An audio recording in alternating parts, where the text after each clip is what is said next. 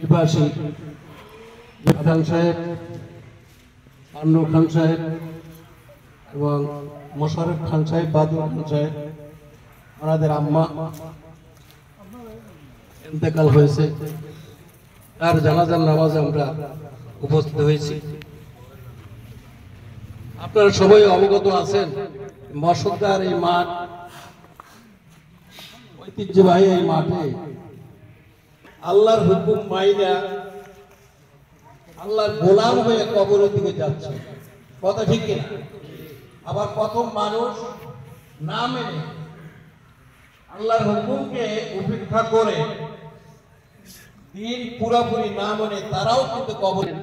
এর আগে মহব্বত করে একজন লোক মালয়েশিয়া ইন্তেকাল হয়েছে এই এলাকায়।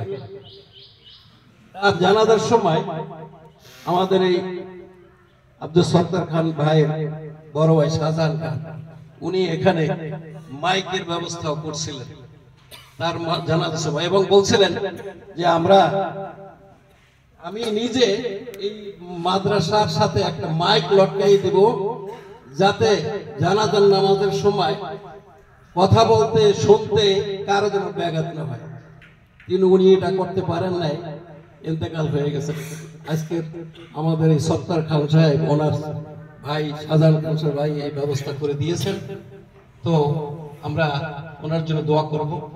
আর আমরা যে যা করি মৌতের আগে করতে হবে, কথা ঠিক কিনা? আল্লাহ তাআলা বলেন মান ক্বাবলা আইয়াতিয়া আহাদাকুমুল মাউত, তোমরা যা করো নেক আমল, দান সদকা ভালো, সব সময় শুনি মসজিদে, মাঠে, হজ মাহফিলে, হজের দিকে যাচ্ছি না, আমি স্মরণ করাই দিচ্ছি। আমিন। তো হাবিব ভাই কিছু বলার জন্য ওনার আম্মা ইন্তেকাল হয়ে গেছে, মরণ দিকটা কথা আপনাদের সঙ্গে। তারপর আমার মা যদি এর কাছে কোনো ভুল ত্রুটি থেকে আমার তাকে ক্ষমা করবেন। আর যদি আমার আম্মার সাথে বাসার কেউ যদি কোনো লেনদেন থাকে, আমরা 4 ভাই আছি, 4 ভাইকে বলবেন, আমরা যথেষ্ট চেষ্টা করবো আর পরিশোধ করার জন্য। আর আগামী শুক্রবার দিন বা জুম্মা আমাদের মুসলিম মসজিদে বিরাতের আয়োজন হবে, সবাই শরীর থাকবেন। আসসালামু আলাইকুম। আমরা নিয়ত করিনি এক এক করে ফরজ কিফায়া,